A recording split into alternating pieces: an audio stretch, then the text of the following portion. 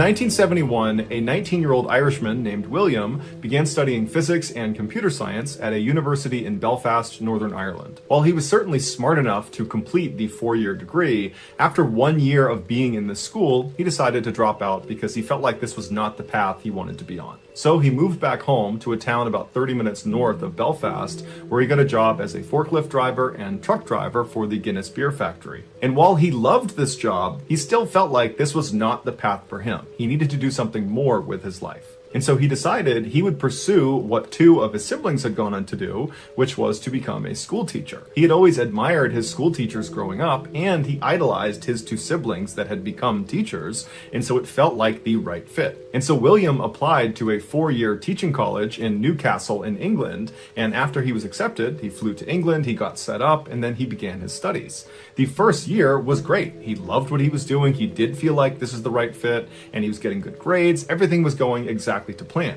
But then year 2 happened and everything went off the rails. A requirement to graduate from this 4-year teaching college was all the aspiring teachers starting in their 2nd year had to go teach real students real lessons. They basically had to go to high schools and elementary schools and fill in for the real teacher and give a real lesson. And they were scored on their ability to do that. But all the aspiring teachers knew that when you gave these real lessons to real students, what really ended up happening was the students did not take the aspiring teachers seriously. They viewed them as kind of like substitute teachers, and so they didn't respect them and they didn't listen to them. And so typically these real teaching sessions just turned into the aspiring teachers desperately trying to calm down their pupils long enough to get them to listen to their lesson plan for just 1 second.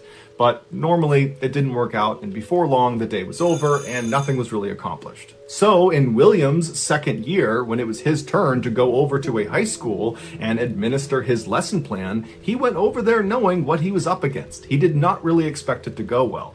But he decided he would go in there with a positive attitude and he would try to do his best. But as soon as he walked into his classroom, he immediately could tell he was going to be overwhelmed. Everybody's standing up and talking amongst themselves, and they turn around and they see William walking in, and they have this moment of realization that their real teacher is not going to be teaching them that day. It's going to be this substitute, William, and they all kind of gleefully began laughing and joking, and they just turned their backs on William and kept talking amongst themselves. And so William goes inside, he puts his stuff on the desk, and he attempts to get the class to listen to him by saying, "Hey everyone, come on, sit down, time to listen up, I'm your new teacher for the day." But the kids just were not listening. And so finally, William, who was a really big guy, he was 6'4", he was in great shape, he kind of postured himself and then yelled at the class, "Sit down right now." And at this, the class did turn around and looked at William and kind of sized him up, and most of them decided, okay, it's time to sit down. And so 99% of the class goes quiet and sits down except for one kid. It was this 15-year-old boy who was at the back of the room, and he was standing up defiant with his arms crossed, staring at William with a smirk on his face. And all around him, all his cronies were sitting down looking up at him, laughing and kind of looking up at William and laughing at him, knowing that a confrontation was about to ensue. And so William is staring at this kid, trying to get him to just sit without saying anything, and this kid is just mean mugging him with his arms crossed and nothing's happening. And so William walks right up to him and kind of leans over his shoulder and says, "You need to go out in the hallway right now, I will meet you out there." And then William turned around and started walking back towards the front of the room, expecting this to have worked, that this 15-year-old kid would have just followed right along and he'd walk right out to the hallway and that would be that. But when he turned back around again, the 15-year-old kid had not moved. He was still standing in the back of the classroom, arms crossed, staring up at William, basically saying, "Make me." And at this, William lost his mind. He was so mad and so frustrated at how unbelievably disrespectful this kid was being, and really the whole class was being to him, that he just kind of lost it. And he ran up to this kid in the back of the room and he gets right up in his face. And remember, William is 6'4". He's a big guy. And he gets right in the kid's face and he's like, "Get out in the hall right now." And this kid doesn't flinch. Instead, he reaches into his pocket and pulls out a knife, and he holds it right up against William. And William, without any hesitation, just winds up and blasts this kid across the side of the head, sending him flying over a kid sitting at a desk. He goes flying over this kid and crumples into the corner. And then when he stands up, he drops the knife and puts his hands up, and he's like, okay, I'll go out in the hall. And William's like, go out in the hall right now. And so the kid ran out of the classroom and goes out into the hall, and the whole class is totally silent. No one even wants to look up at William. They're all kind of just looking down at their desk, trying to be as quiet as possible. And William walks back to the front of the class and proceeds to teach the rest of the lesson. As soon as the high school learned that this aspiring teacher, William, had basically knocked out one of their students, even though it seemed like it might have been a little bit deserved, they immediately told the teacher's college, and the teacher's college immediately expelled William. And so now William is suddenly jobless, and he's kind of lost again in the world. He doesn't know what he wants to do now because he really had committed to being a teacher. And so he goes back to his home in Northern Ireland, and he begins thinking about, what is he going to do next? And he keeps having this thought that he should pursue this thing that he's always been interested in, but he had never taken seriously because it felt so risky. But now that basically everything in his life had fallen apart, he had nothing to lose. So he decided, what the heck, I will do the thing that I've always wanted to do. And that was stage acting. And so he went and auditioned with a local theater company in Belfast. He was accepted into the theater troupe. And then 4 years later, he was discovered performing on stage by a Hollywood filmmaker. And they cast him in a movie, and the rest, as they say, is history. William Neeson, better known as Liam Neeson, would go on to star in dozens of huge movies and TV shows. And he's probably best known for his epic role in the movie Taken, where he is this CIA operative with a particular set of skills, and in this movie he punches a lot of people in the face, just like when he was a teacher. In 1978, 16-year-old Bridget Geiger was waiting outside her home in Ohio for a boy named Jeffrey to take her to prom. She wasn't particularly excited to go to prom with Jeffrey. He was known to be really nervous around girls, and so she figured it was going to be a pretty awkward date, but nobody else had asked her to go, and she really wanted to go to prom, so she said yes. When Jeffrey showed up, she was immediately disappointed. He was wearing this odd ensemble of vest and bow tie, as opposed to the standard tuxedo that she was anticipating him wearing.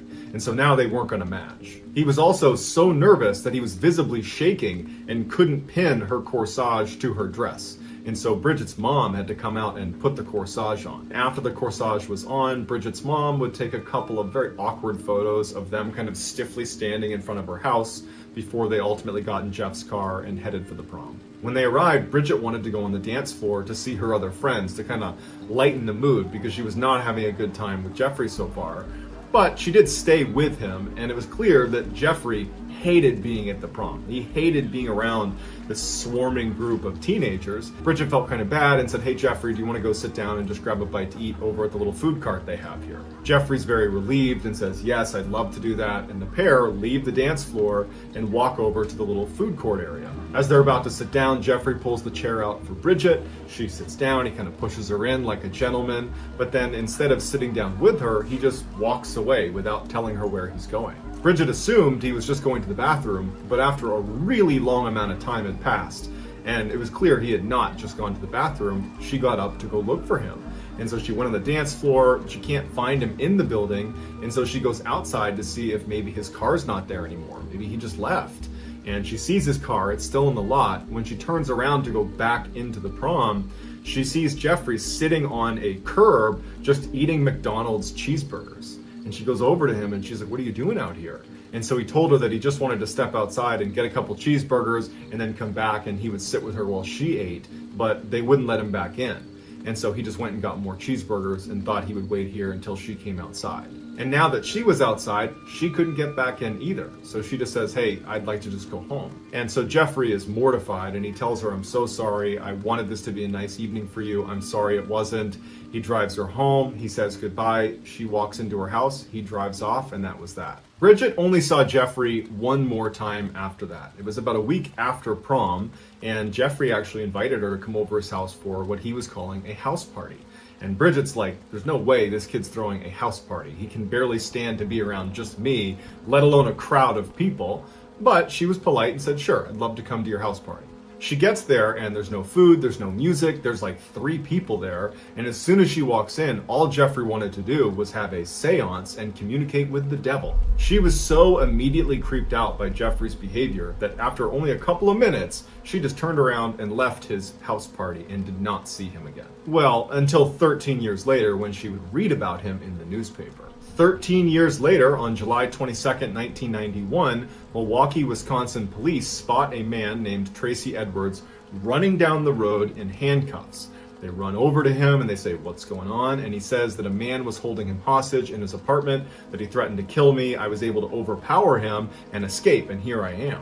The police go to this apartment that he apparently escaped from and they knock on the door. The door opens and the police are confronted by this tall man who introduces himself as Jeffrey. He tells police this is all a big misunderstanding and that Tracy Edwards is a friend of his and I don't know what's gotten into him, and the police were actually close to believing him. They would even say he was really convincing. But as they're talking to him, one of the officers kind of looks behind Jeffrey into his apartment and he sees on the coffee table what are clearly pictures of dismembered body parts. And so they arrest Jeffrey, and when his apartment was fully searched, a house of horrors is revealed. In addition to photos of body parts, the apartment itself was littered with human remains. There were several human heads in the freezer and the refrigerator, and in his bedroom was a 57-gallon drum containing more dead bodies that were decomposing in chemicals. There was also evidence that suggested Jeffrey was eating these people. Now, Jeffrey lived in a crowded apartment complex, and so other neighbors had complained about this awful smell coming from his room,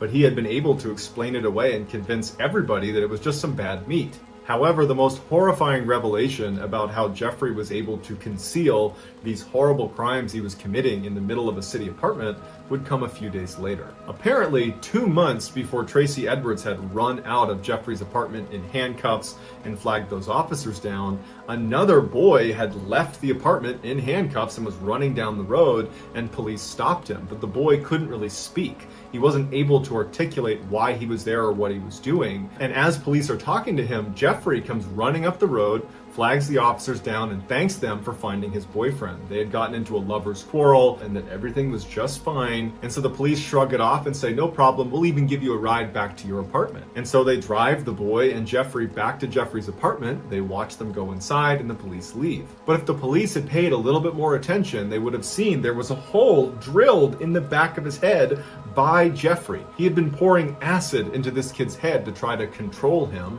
and that was why this boy couldn't speak. And as soon as the police let them go back into the apartment, Jeffrey killed the boy, because Jeffrey, Bridget's prom date, turned out to be none other than infamous serial killer Jeffrey Dahmer, who killed 17 people over a 13-year period. Just days after this picture was taken of Jeffrey and Bridget, right before they headed off to prom together, Jeffrey would kill his first victim and start that 13-year killing spree. Dahmer was ultimately given a life sentence, but was killed by another inmate.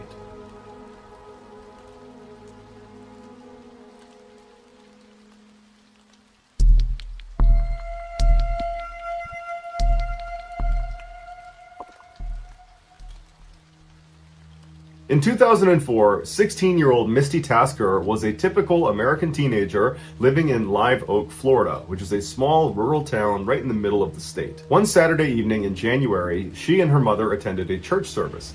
Afterwards, they hopped in her mother's truck and they got on the country highway and began making their way home. Their house was just 20 minutes down this highway. It was a straight shot. And this highway was pretty desolate. There were no street lights. It was actually a dirt road despite being a highway. And it was just thick forest on both sides of the road the entire way. There were no buildings or houses between the church and their neighborhood. Misty's mother was already a very anxious driver who would keep both hands on the wheel. She would sit up and kind of hunch over the wheel and keep her eyes intently focused on the road. But at night, her driving anxiety would shoot through the roof because she had really bad eyesight. And so she would go to great lengths to not drive at night to avoid that high level of anxiety. But the church service they had just come from had run a little bit long, and so now Misty's mother is driving with the sun starting to set, and she's going as fast as she can to try to get home before it gets too dark. And so as they're bombing down this road at about 55 miles an hour, despite it being about a 40-mile-per-hour zone, Misty, who's in the passenger seat, just happens to look over at her mother for no particular reason. And as she's looking at her, she notices out her mother's window, it looks like there's a little girl sitting on the side of the road. What's a child doing out here in the middle of nowhere? She says to her mom, I think I just saw a little girl. And Misty's mother, who's high up on the wheel, she did not hear Misty the first time. She's just focused on driving and trying to get home. And so Misty says again, I think I just saw a little girl. We need to go back. I don't know what she's doing, but I feel like we need to go back and make sure she's okay. And so Misty's mom looks over at her and she's not prepared to turn the car around. That means staying out later, and it means she's gonna be driving in even darker conditions. And so she's like, did you really see someone? Because we gotta get home. And Misty's like, Mom, I'm pretty sure I saw a little girl. We have to go back. And so finally, Misty's mother, she's very annoyed, but she stops the car, she does a 3-point turn, and she begins driving back up the road where they came from towards this girl. Now, they had only made it about a half mile from where Misty believed she had seen this girl. And so pretty quickly, they slowed down because Misty said, I think she's in this area, and they both began scanning the right side of the road because that's where she's going to be now that they've turned around. Now, it was starting to get very dark outside, but there was enough light, and they had headlights. They were pretty confident they'd be able to spot this girl. And so as they're slow rolling down the road, they both see this girl a little ways up on the right-hand side. Her back was to the road. She had her knees tucked up to her chest, and she was rocking back and forth. Misty's mother made a comment that it was a little bit surprising that this girl was out here. I mean, there's really nothing around here. There's no houses, there's no buildings, there's no trails to be walking in this forest on either side. It was just kind of thick forest. And so she just thought it was very strange that this girl would even be out here, especially because there's not any traffic on this road. And so Misty's mother began slowly rolling up to her, and she told her daughter that instead of just stopping right away, let's just drive past her and get a look at her, and then we'll turn around and see if she needs any help. And so as they got right up next to her, they realized she was not a little girl. She was a young teenager, but she was not a young child. And as they drove right past her, they would expect her to turn around and acknowledge the car creeping up on her, considering there's no other traffic in the area and you're just some person sitting on the side of the road. You should definitely turn around and see what's behind you. But the girl did not acknowledge them. She just continued to have her knees up to her chest and rocked back and forth. And so Misty and her mother are a little bit freaked out by this, but they drive past her about 50 meters. Misty's mother does a 3-point turn, and when they're looking back down the road where the girl should now be on their left-hand side, they're oriented back towards their house now, she wasn't there anymore. But there were no street lights. It was now almost completely pitch dark outside, and so all they had was the headlights. And so Misty told her mom, drive up a little ways. Maybe the girl stood up and moved and we just can't see her because she's not in the headlights. And so Misty's mom began driving down the road and kind of turning slightly towards the left to shine the light more to the left, but there was no sign of this girl. For good measure, they turned right slightly to shine the lights more to the right-hand side of the road, but there was no sign of this girl. And so Misty and her mother just slow rolled back down the road, kind of keeping their eye out on both sides.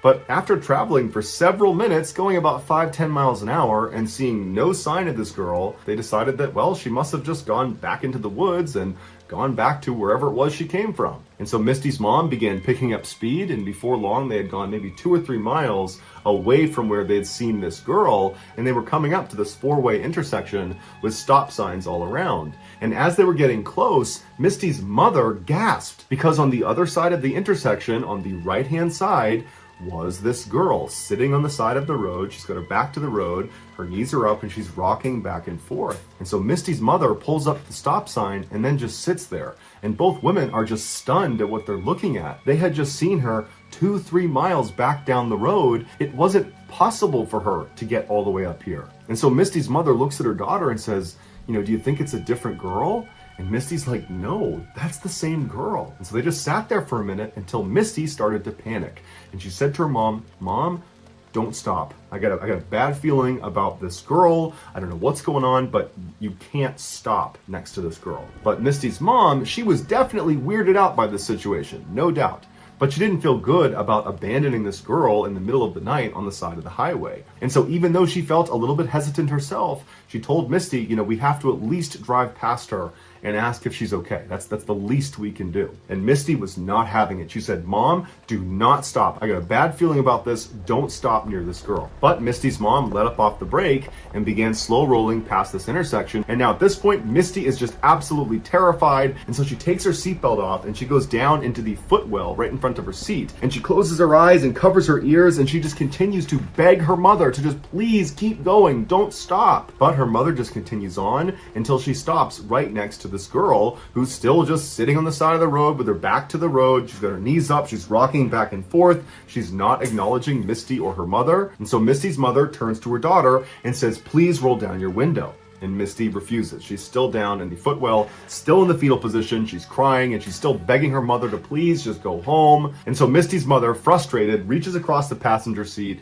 and grabs the knob to roll down the window manually. So she rolls the window down, and Misty, who's down in the footwell, all she remembers is sitting there covering up her ears, and she's crying, and she opens her eyes and she's looking up towards her mom, who's reaching over the seat, and her mom yells out to this girl.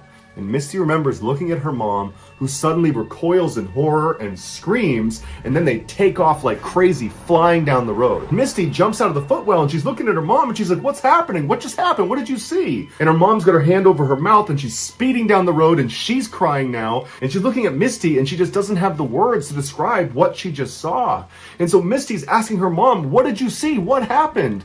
And finally her mother just said, she didn't have a face. She didn't have a face. It was hollow. There was nothing on her face when she looked at me. And so Misty screams and she's crying and her mom is crying, and they speed home. They're home just a couple of minutes later, and they run inside, practically falling over each other to get in the house. And as soon as they get inside, Misty's mom calls 911, and she didn't even know how to describe what she just saw. But she knew it was too embarrassing to try to describe it as some girl without a face sitting by the highway. And so she just told the police that they had seen a girl they think needs help. And so the police, they went out and they searched that entire stretch of highway. They looked for any sign of anybody out there, but there wasn't. There was never any trace of that girl.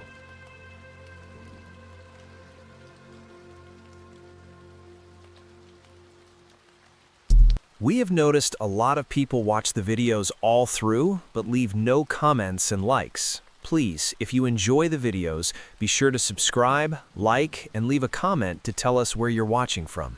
Thank you. On the afternoon of June 12, 1962, an 18-year-old boy named George Jr. drove through his hometown of Modesto, California, on his way home for dinner. But, as he was driving, George Jr. could not help but feel like he was really dreading actually getting there. So he and his father had been fighting a lot lately, ever since he had told his dad that he did not want to go to college, and instead he wanted to become a race car driver. And his dad thought this was a ridiculous idea and that George Jr. was wasting his potential. So George Jr. was a very smart kid. In particular, he was very good at art and photography, but he also got distracted really easily, and because of that, he really had not pursued anything all that seriously at any point in his life. That is, except for cars. A few years back, George Jr. had begun hanging around mechanic shops and sort of fell in love with cars. He thought they were fascinating. And at that point, his father actually bought him a small Italian car called a Fiat. And George Jr., after getting this car, sort of became obsessed with it, and he wound up souping up the engine and basically turned this little car into sort of like a race car. And he'd actually begun entering his little car into local car races.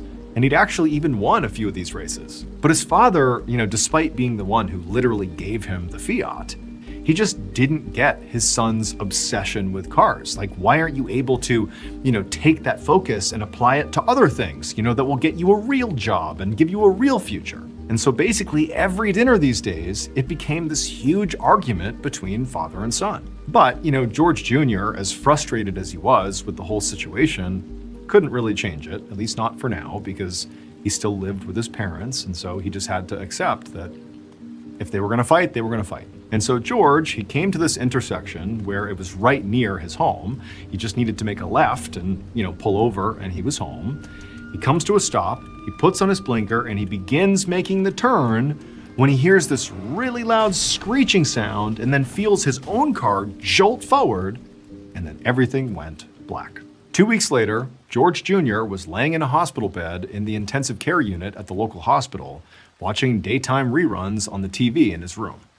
He was in so much pain that he could barely move, so all he did was just watch TV. So 2 weeks earlier, when George was, making that turn and then something happened, well, what it was is another car came speeding down the road and smashed into George's car so hard that it sent his car, his little Fiat, flying, and it flipped 3 times. And while it was flipping, George Jr. was ejected from the car, and actually it saved his life because the moment he was ejected, his car smashed into a tree and sort of wrapped around it.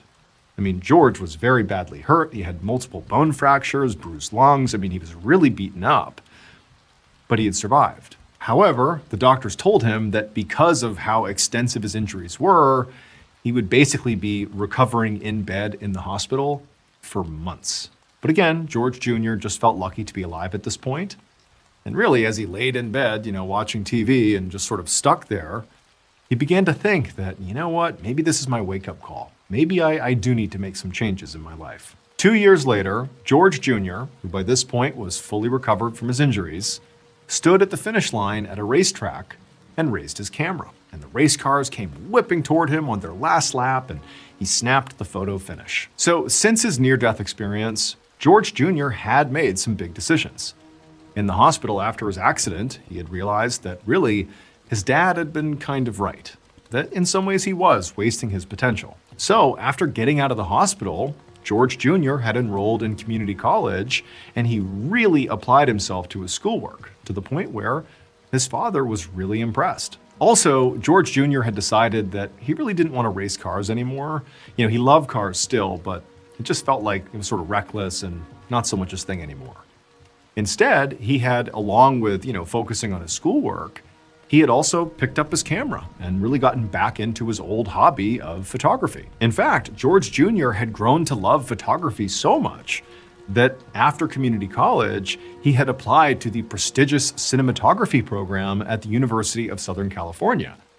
But after sending off his application, he was pretty sure he would not get in because despite his efforts with his schoolwork at community college, he still knew his grades likely were not up to snuff. Now, George Jr. walked over to the podium to take some photos of the winning driver. But as he walked over there, this middle-aged man came up beside him and just asked George Jr. about his photography. They spoke for a few minutes, and then at some point, the man actually formally introduced himself as Haskell Wexler. And he said that he was actually a cinematographer in Hollywood. And George Jr., when he heard this, he sort of felt starstruck. And he told Haskell about how he had recently applied to USC to try to get into their cinematography program, but he felt like it was kind of a long shot. And when Haskell heard this, he said, "George, I know people at USC. Let me make some calls. I'll get you in." And sure enough, not long after this fateful meeting, George Jr. would receive an acceptance letter from USC's film school. But this moment in George Jr.'s life, receiving this unbelievable acceptance letter, did not just alter George's life forever. It also would go on to completely alter cinema in general forever. Because about 13 years later, George Jr. would go on to create one of the most groundbreaking films in history. His movie revolutionized sound design and visual effects, and it would go on to become part of the most successful movie franchise of all time. George Jr. is better known today as George Lucas, and his film franchise was Star Wars.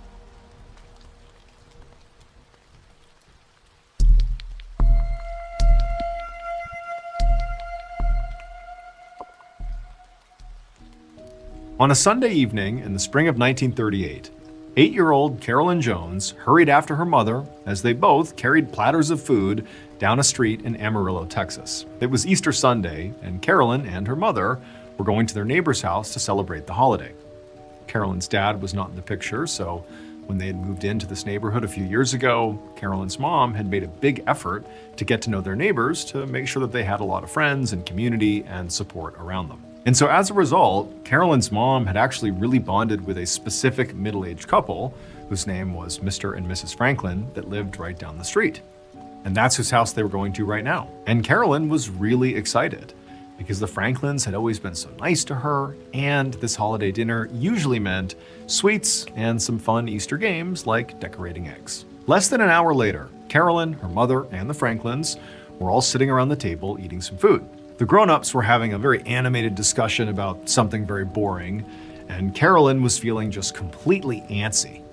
She just wanted this very boring adult part of the evening to end so she could have some candy and go play. And so while she's feeling this way, the phone rang in the Franklin's house. And since the grown-ups were very busy talking, Mrs. Franklin asked Carolyn if she wouldn't mind going and answering the phone and seeing who it was. So Carolyn, who was excited to have really anything to do at this point, she jumped up and she grabbed the phone and said, "Hello." And on the other end was an operator who said this was a collect call coming in from somebody named Joyce. Carolyn knew that Joyce was the Franklin's adult daughter. And also Carolyn knew from her own mother that Joyce had moved away a few years ago to go to school in Missouri. So when Carolyn heard this, she called over to the table and said there was a collect call coming in from Joyce. But when she did this, the room, which just a second ago had been, sort of noisy as the adults were chatting the whole time, the room went completely silent. Mr. and Mrs. Franklin just stared at Carolyn, and to Carolyn's surprise, they sort of looked mad. Then Mr. Franklin got up and he walked over to Carolyn and sort of aggressively took the phone out of Carolyn's hand, and then to the operator, he said, "Put the call through." Carolyn felt like she'd done something wrong, but she had no idea what. So she was just feeling totally shocked and embarrassed and just kind of stepped aside to watch Mr. Franklin as he listened to the caller speak. It would turn out that in past years, at Easter dinners before this one, the Franklin's daughter, Joyce, would always make the drive home from her school in Missouri to be with her parents in Texas. And in years past, when she couldn't make the trip, she'd always been really good about calling her parents and letting them know. And that was what Joyce had been calling about that night. When her father answered the phone and Joyce was put through, she said, "Daddy, I can't get home." But this year, Joyce's call was not routine. In fact, it was like the single most shocking thing that could have happened. Because a year earlier, during last Easter, when Joyce had been literally on her way home from school to see her parents, she'd gotten in a car accident and died. No one was ever able to explain that phone call, but the experience of being the one who actually answered the phone and being there when Mr. Franklin's face went white and he fainted, like that experience for 8-year-old Carolyn was incredibly formative. In fact, in many ways, it's like her life changed in that exact moment. And from that point forward, Carolyn really went on to fully embrace the macabre in her life. And through that, she ultimately became a very famous actress and scream queen, appearing in dozens of thrillers and horror films. Her most iconic macabre role was being Morticia Addams in the original Addams Family TV series.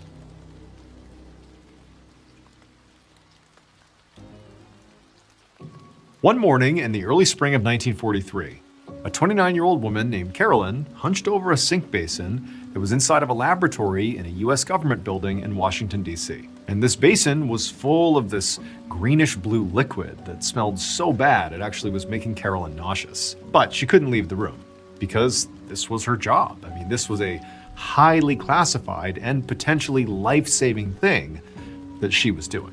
And so Carolyn checked the recipe one more time on the clipboard right next to her, and then measured out 1 cup of the special type of acidic salt, and she poured it into the liquid, and she sort of plugged her nose as it began to bubble and more gross vapors began to come up into the air. So Carolyn worked for a government agency called the Office of Strategic Services, or OSS, which was a precursor to the CIA. Carolyn had actually tried first to join the Navy and also the Army. She had applied to do administrative work because at the time, women were not allowed to do anything in combat roles. However, both the Navy and the Army turned her down for a really weird reason. So at the time, these two branches of the military were looking for people to fill their administrative roles. Namely, they were looking for secretaries. But specifically, they were seeking secretaries who could take notes in meetings and go basically completely unnoticed. But Carolyn was sort of impossible to ignore. She was 6 foot 2 inches tall, and she had a booming voice and a huge personality. And so basically, she drew a lot of attention, and the military had known that very likely her presence would be too distracting in these meetings, and so that's why they turned her down. So, when she was rejected, Carolyn had gone on to apply for work at the OSS, hoping to maybe become a spy. But they also turned her down really for the same reason. She was just too conspicuous to blend into a crowd, so how could she possibly be a spy? Now, for Carolyn, this had been sort of heartbreaking. It was sort of like, she thought she was going to be able to serve her country, and now she's being told, you basically can't. And so feeling like, she didn't have much to lose, she just went to the OSS and just said, look, I know I can't be a spy, but do you have any other jobs available that I could do? What do you got? Anything. I'm open to it. And it was through this approach that the OSS said, actually, yes, we do have something for you. And she would go on to become the executive assistant to one of the lead scientists for the OSS. And so now, in that capacity, she was working on a very important secret science project for the government. And so that day in the lab, after the mixture had stopped bubbling a little bit, Carolyn very carefully added some more ingredients. There was some copper acetate and black food dye, and then once they were in the wash basin as well, it was done. At this point, Carolyn very carefully scooped some of this mixture up in a ladle, and she poured it into a glass beaker and then handed it off to a lab assistant and told him she had followed the recipe exactly. He took the mixture and thanked her and told her he was now going to dehydrate it into several solid cakes, and then they would test it. A few weeks later, Carolyn was back in the laboratory copying some notes from some of the more recent versions of the experiment she'd been working on. And she looked up when her boss, a scientist named Major Harold J. Coolidge, walked into the room. Major Coolidge was a scientist from Harvard University, and he was in charge of this whole secret project that Carolyn was working on. And he walked in and he had a big smile on his face, and he put a memo down on the table in front of Carolyn. And Carolyn grabbed it and she read it over, and as she did, her heart began to race. The memo said that the US Navy had taken different versions of the dehydrated cakes that they had been making out into the ocean to shark-infested waters, and then attached these cakes to bags of raw fish meat and submerged them in the water. And a lot of curious sharks had come over to investigate the meat, but none of them had actually taken a bite. And this was exactly what Carolyn and her boss and her colleagues had all hoped for. So the government had basically hired the OSS to create a brand new life-saving product, shark repellent. And soon, this very same shark repellent that Carolyn worked on was actually issued to the entire US Navy. However, while this shark repellent was undoubtedly Carolyn's first big recipe, it would not be her last.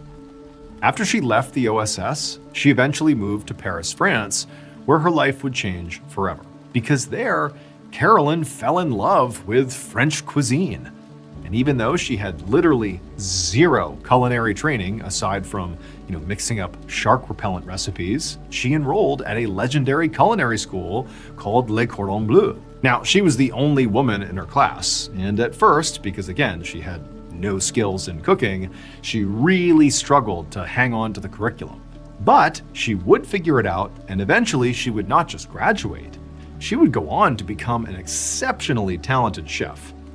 She went on to co-author a cookbook that sold more than 3.5 million copies, and then after that, she landed a deal for a cooking show on TV. And viewers all over the world not only loved her cooking, but they really just fell in love with her, like her personality. And so she would go on to become one of the most beloved and influential chefs in history, credited with bringing French cooking into American homes. Before there was Gordon Ramsay or Barefoot Contessa, there was Carolyn, a 6'2" celebrity chef with a booming voice and a magnetic personality who used to make shark repellent. The very traits that initially kept her from serving her country made her unforgettable in every kitchen in America. Her middle name was Carolyn, but you know her as Julia Child.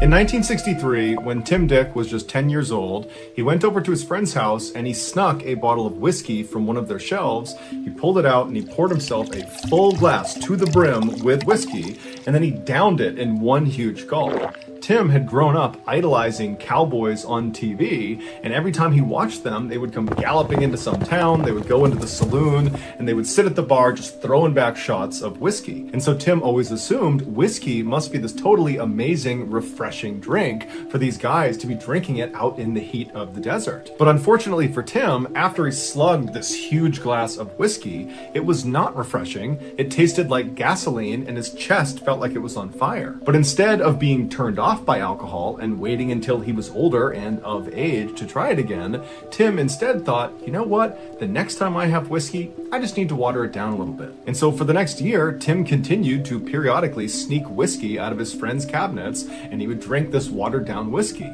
And then, when he turned 11 years old, his father, who he was very close with, died tragically in a car accident.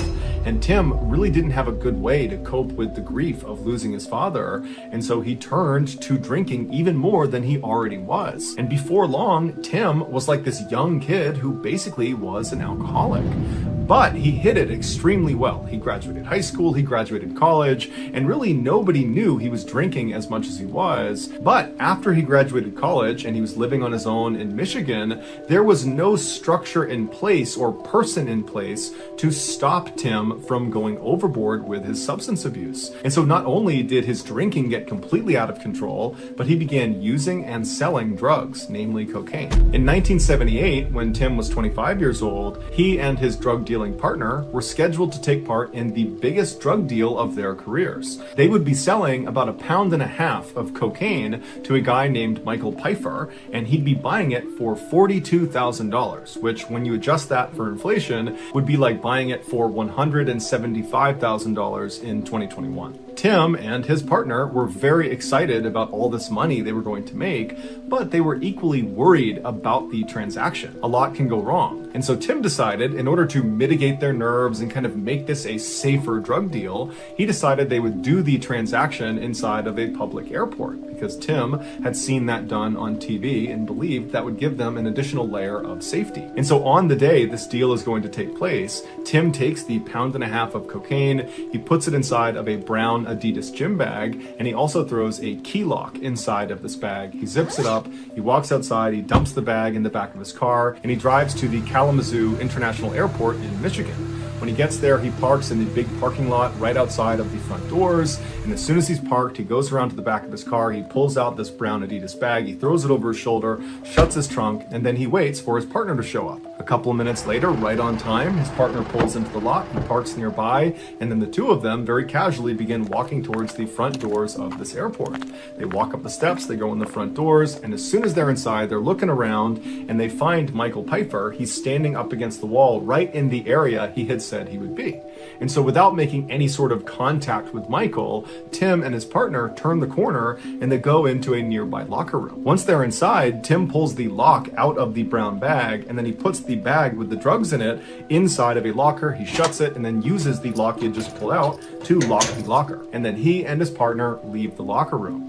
As soon as they go out into the main terminal, they start walking over towards Michael Pfeiffer. And as they get closer and closer, Tim's partner breaks off and goes to a bench on the other side of the terminal, and Tim continues walking on right up to Michael. And then when he reaches Michael, he very discreetly hands him the key to the lock on the locker, and he tells him which locker number the drugs are in. Michael doesn't say anything, he takes the key and he heads off to the locker room. Tim turns and he goes over to his partner and he sits down on the bench and waits. Meanwhile, Michael goes inside the locker room, he uses the key, he opens up the lock, he opens the locker up, he checks to make sure the drugs are still there. They are. As soon as that's confirmed, he takes the bag, he throws it over his shoulder, and he walks back out to the main terminal to meet up with Tim and his partner. Tim and his partner are sitting on the bench, they see Michael coming out of the locker room, and they're expecting Michael to walk over and basically hand them a bag full of $42,000. But instead, Michael walks up to them and draws a gun and points it at them and says, "I'm a police officer, you're under arrest." It would turn out this was a sting operation. Michael Pfeiffer, the undercover police officer, had been following around Tim and his partner for months. In Michigan at the time, if you were caught trying to sell 650 grams or more of cocaine, there was an automatic penalty of a life sentence. And Tim and his partner had just been arrested trying to sell more than 650 grams of cocaine. And so facing a life sentence, Tim took a deal that gave him a lesser sentence in exchange for information about other drug dealers. And so Tim would ultimately serve 2 years and 4 months in a federal penitentiary before he was released. Tim would say his time in prison was absolutely miserable, but it was necessary. It matured him in a major way, and it honed his sense of humor. Tim was always a very funny guy. He was always the class clown and the guy goofing around, but in prison, he found it a very difficult task to get these hardened prisoners and prison guards to laugh at his jokes. But eventually, with enough practice and repetition, he could get anybody in that prison to laugh at him. And so by the time he got out, he was like an amazing comedian. And so he decided, you know what, why don't I pursue a career in comedy? 4 years later, Tim Dick, better known as Tim Allen, landed the starring role on the hit TV show Home Improvement. And from there, he starred in dozens more movies and TV shows, but he's probably best known for his voice acting in the very popular movie series Toy Story, where he plays Buzz Lightyear. Today, Tim is sober and has been for decades. In 1964, during his final semester of college in Wisconsin, a 21-year-old man named Harry decided to take an acting class.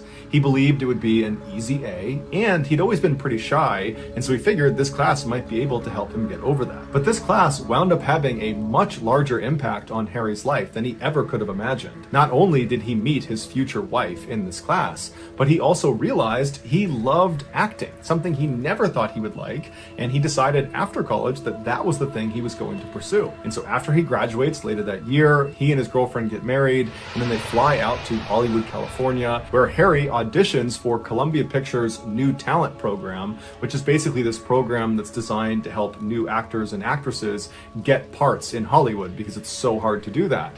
And so he's accepted into this program, he signs a contract with them that pays him almost nothing, and right away they start shopping him around for different parts in TV shows and movies, but nobody is interested in Harry. Nobody. The only roles he was getting were incredibly minor and usually non-speaking, and so it was really not advancing his career. Then, in 1966, so 2 years after he and his wife had arrived in Hollywood, Harry received what seemed like his first big break. He was offered a speaking role in a movie, although it was a very minor role. It was a 60-second bit where Harry basically walked on screen in this hotel, and he started calling out for a particular guest, and when he finds this guest, he walks up and gives him a piece of paper, and then he leaves. So it's a forgettable scene, but it's a real scene in a real movie, and so this was a big deal for Harry. And so after Harry goes over to the studio and he films this whole scene and it's all done, he goes back over to the headquarters of the New Talent Program at Columbia Pictures, and as soon as he goes inside, one of the producers that was in charge of this New Talent Program, who had apparently had a chance already to see this 60-second scene in this movie that Harry was in, he calls Harry over and asks him to go up to his office for a second. So the pair go up to his office, they both sit down, and the guy looks at him and says, "Look, I just gotta shoot you straight here. You're not gonna make it in Hollywood. You're not gonna be a movie star." When Tony Curtis was told to carry groceries across this room in one of his first movies, everybody knew right away as he's carrying those groceries that guy, he's going to be a movie star. You could see it in the scene, even though all he was doing was carrying groceries. And when you did your scene as the bellhop walking around the hotel, I just didn't see it. You don't have the X factor. You're not going to be a movie star. For reference, Tony Curtis, the guy this producer was referencing, was a huge movie star in the 1950s and 1960s. And so Harry, after getting this horrible comment made about him, he pauses for a second, and then he leans across the table and looks at this producer and squints his eyes and says, "You know, if Tony was such a good actor, shouldn't we have believed he was just a grocery delivery boy, not a movie star?" And at this totally smart aleck remark, the producer fired Harry on the spot. Harry would go on to sign a similar New Talent Program deal with Universal Studios, but again, he could not get a real part to save his life. And the feedback he finally got was, "Harry, you're just not pretty enough, and you're not really that talented." By the mid-1970s, Harry was in his mid-30s, and while he still aspired to be an actor and wanted to be an actor, he was making almost no money from acting. And so he decided, instead of acting, he was going to become a carpenter. That was going to be his full-time job, despite the fact he knew nothing about carpentry. And so he literally, just because he has this interest in carpentry, goes to the library and checks out all these how to be a carpenter books. And over the next couple of weeks, he studies these books and does a couple projects around his own house. And then finally, he just felt confident enough, or he was just desperate enough for money, that he began going around to his network and asking people in Hollywood if they needed some woodworking, if they needed help from a carpenter. And surprisingly, lots of people took him up on his offer and they hired him to be their carpenter. And before long, Harry was dubbed the carpenter to the stars, which was kind of ironic because he actually was not a very good carpenter, and he was regularly seen on the job, literally holding a book, teaching him how to be a carpenter while doing the carpentry with his other hand. In 1976, Harry was a full-fledged carpenter and had been for about a year when one of his very close friends named Fred Roos, who was a casting director and film producer, gave him a call and told him he had a very unique opportunity for him. Now, at this point, Harry was not looking for any more acting roles. He kind of figured that that ship had sailed, even though he wishes he could be an actor. At this point, he had a wife, he had 2 sons, and so he's thinking, I gotta just keep doing this carpentry thing because I gotta pay the bills. So he says to Fred, I appreciate the offer of whatever this is, but if it has to do with acting, I'm just not interested. And Fred, who was one of the very few people in Hollywood who fundamentally believed Harry was destined to be a star, told Harry, no, this is different. This is not a pure go out and try out for the part and hope for the best. This is like, put yourself in a good position and maybe somebody will discover you're as talented as you really are. And so Harry's like, okay, tell me about this opportunity, I'm interested. And so Fred explained there was this really talented and eccentric film director who was trying to cast an upcoming movie. And the way he went about casting for movies was a little bit strange. Instead of having each of the actors and actresses show up and individually audition for their parts, he would group batches of actors and actresses and he would have them audition as a group, because that way he could tell if there was chemistry amongst some of the actors and actresses and he could gauge their individual talent. And so he had all these groups already planned out, but one of the groups was missing one male actor. Somebody had dropped out at the last minute and was not going to be there on the day of the audition. And so when Fred Roos heard through the grapevine that this director was going to be short this one person, he immediately reached out to the director and said, hey, I got your guy. There's this guy, Harry. He's done a little bit of acting. He's incredibly talented. You got to give him a chance. At the minimum, he can come in there and he can at least just read the lines and help you do this audition. But I know he's available that day and I know he would love to help. And so this director tells Fred, okay, thank you. I'd love to have him come down, but stress to him, he is not auditioning for any part in this movie. I'm not bringing in some person and just throwing them in. It takes me a long time to find people that I want to audition, and he is not one of them. He is just there to facilitate the audition. He's just going to read the lines so the other people in his group can do their audition. And so after Fred stopped explaining the situation, Harry was actually kind of annoyed. He was annoyed that Fred had basically already volunteered him, and so he couldn't really even say no without making Fred look bad. And he didn't like the idea that this was basically a waste of his time. He was being asked to go read lines, but not even try out. So how was this even an opportunity? But Fred told him, look, worst case scenario, you meet some pretty powerful people in Hollywood. This director's a big deal. The people there are going to be big deals in Hollywood. So you'll meet them and maybe they will recognize your talent. Or maybe you get some new clients for your carpentry business. So no matter what, you get something out of it. So finally, Harry says, okay, fine, I'll go do this thing. And so Harry goes to this audition, he's handed the script, and he's reminded repeatedly to not attempt to audition. Don't try to act, just read the lines. I don't care if you're monotone, you just read these lines because you're not auditioning. Everybody else is, you're not. Is that clear? And Harry's like, yes, I get it. I'm just reading the lines. And so Harry sits down and he starts reading the lines and he's trying to do what they told him to do, but the way he was actually feeling and his actual personality began seeping through.